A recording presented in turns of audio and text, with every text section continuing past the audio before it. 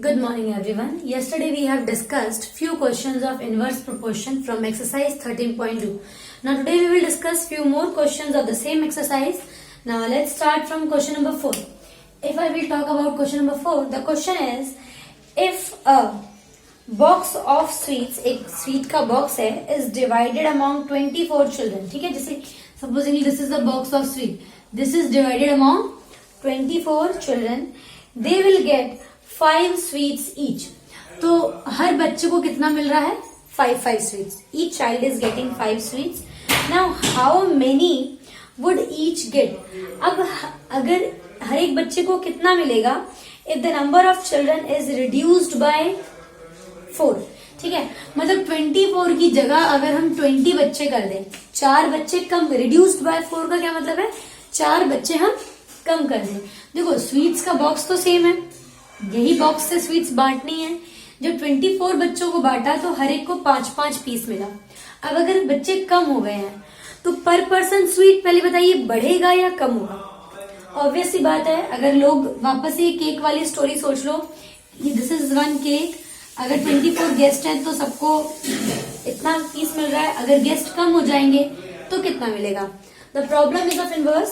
तो सबसे पहले हमें देखना पड़ेगा. Now since the problem is of inverse proportions, the formula will be x1 y1 is equal to x2 y2. ठीक है, अब इसमें x और y क्या क्या है? एक तरफ है हमारे पास लाइक ये फॉर्मूला हम बाद में लिखेंगे. पहले नंबर ऑफ चिल्ड्रन, एक तरफ है हमारे पास नंबर ऑफ चिल्ड्रन, फिर एक तरफ है स्वीट्स पर चाइल्ड. ठीक है, हर एक बच्चे पे कितना sweets. Now if the number of children were 24, then sweets per child was 5. Then if the number of children is 20, reduced by 4 है तो ये समझना है 4 कम करने हैं. Then sweets per child we have to find out. This is x1, x2, y1, y2. ठीक है, क्योंकि ये हमारा x है और ये हमारा y है. तो क्या हो जाएगा? x1 y1 is equal to x2 y2. x1 y1 24 into 5 is equal to 20 into y2. अब y2 निकालने के लिए 20 से हम डिवाइड करेंगे.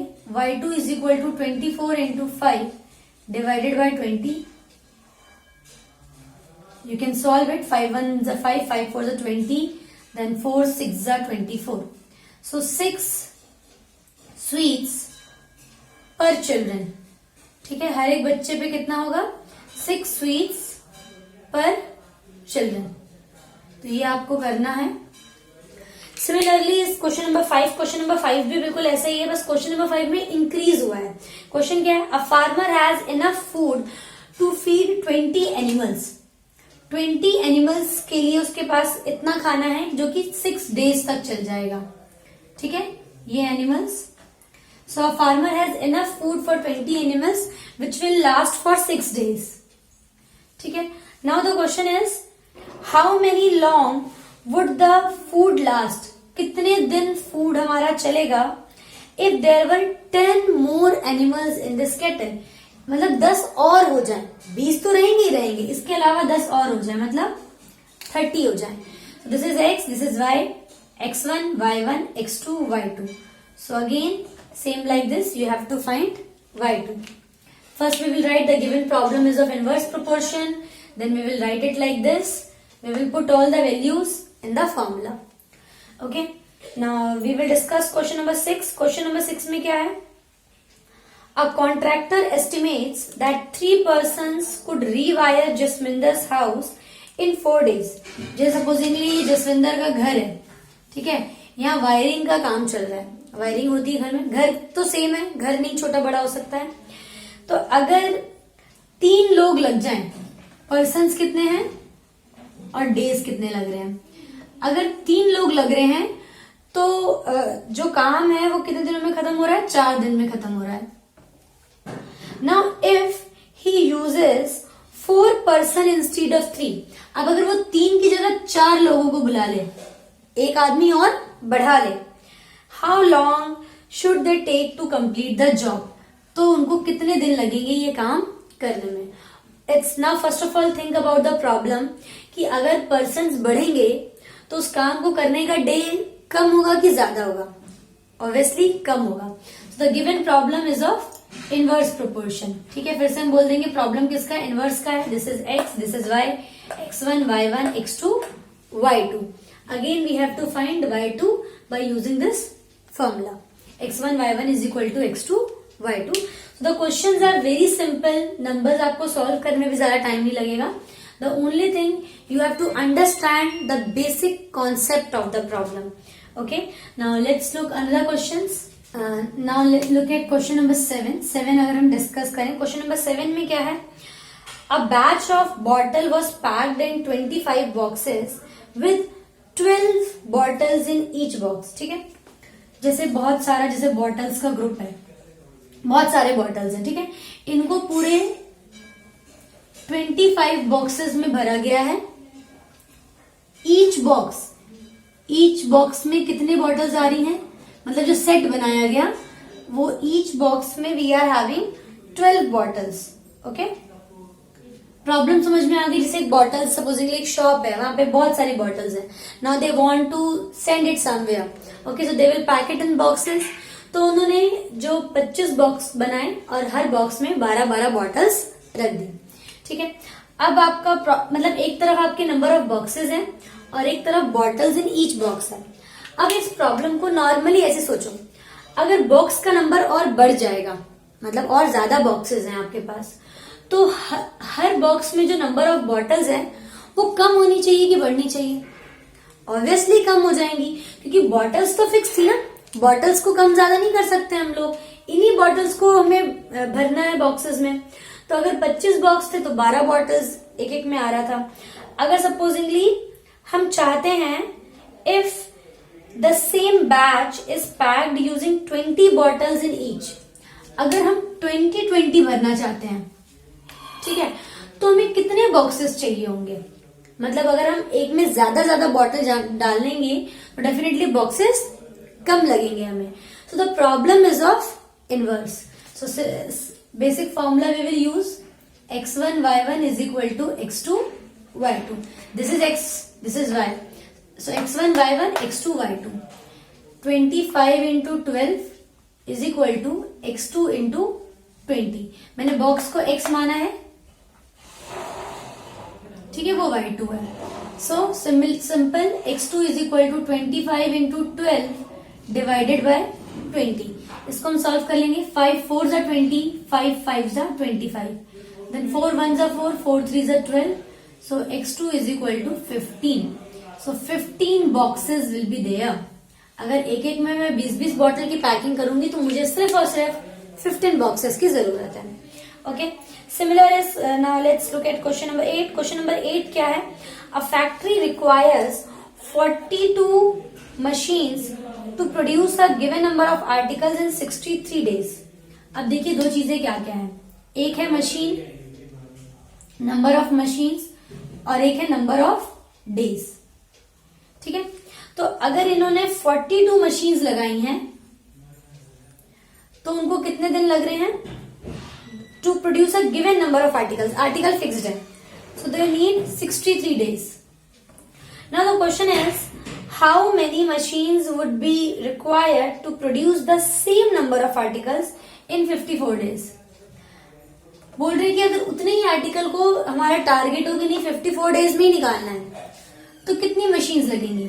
देखो, अगर मशीन ज्यादा लगा दोगे तो दिन कम लगेगा।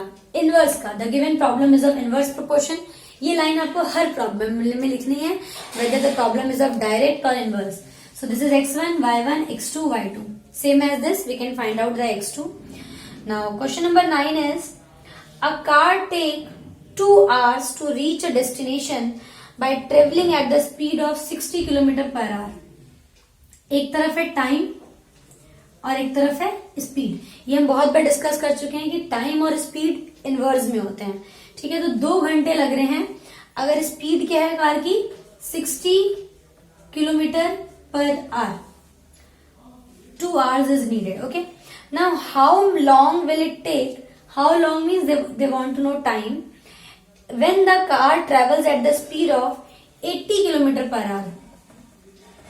सेम एज दिस इनवर्स का प्रॉब्लम है, this formula x1 y1 x2 y2, put the values we will get x2, same इसकी तरह ही है। Now for question number 10, question number 10 में क्या है, the person could fit new windows in a house in 3 days। कुछ लोग हैं जो कि विंडोज को फिट कर सकते हैं एक घर में 3 दिनों में, ठीक है। देन फर्स्ट पार्ट, इसमें 2 पार्ट हैं आपके। फर्स्ट पार्ट क्या है, one of the person fell ill before the work started. अब एक आदमी बीमार ही पड़ गया, काम शुरू होने से पहले ही बीमार पड़ गया, सपोजिंगली, जो भी, अभी हमें नंबर ऑफ पर्सन्स नहीं दिए हुए हैं। Now how long would the job take now. अच्छा, इसमें दिया हुआ है कि 2 पर्सन है, ठीक है, 2 person could finish the window placing work in 3 days, ठीक है। 2 लोग हैं, वो 3 दिन में खत्म करवा रहे हैं।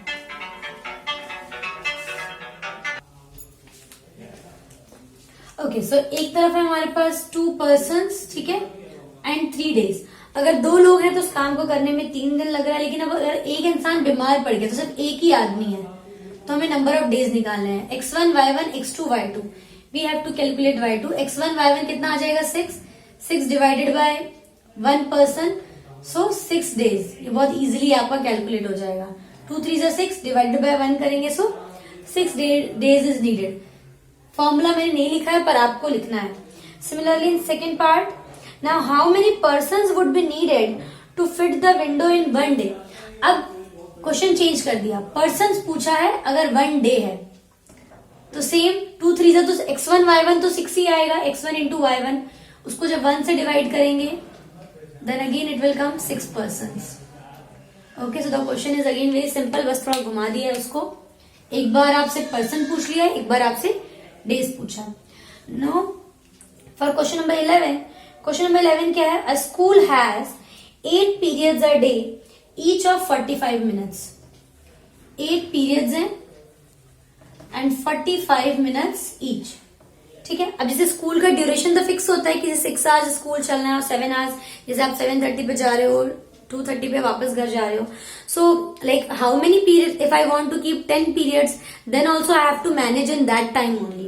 Okay, so now if the question is how long would each period be if the school is having 9 period।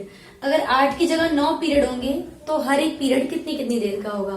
So x1 y1 x2 y2, we have to calculate y2। Problem is of inverse, कि अगर periods बढ़ेंगे तो each period का time कम हो जाएगा। So in this way you can do all the questions of exercise 13.2 also, and just make a concept in your mind for this chapter, कि आपको क्वेश्चन को पढ़ते ही you have to think about its practical utility, कि practically एक के बढ़ने पे दूसरे पे क्या फर्क पड़ेगा। Then only you can think that whether the problem is of direct और inverse, and in this way you can find out the answer for each part. Okay, so you can complete this exercise. Thank you everyone.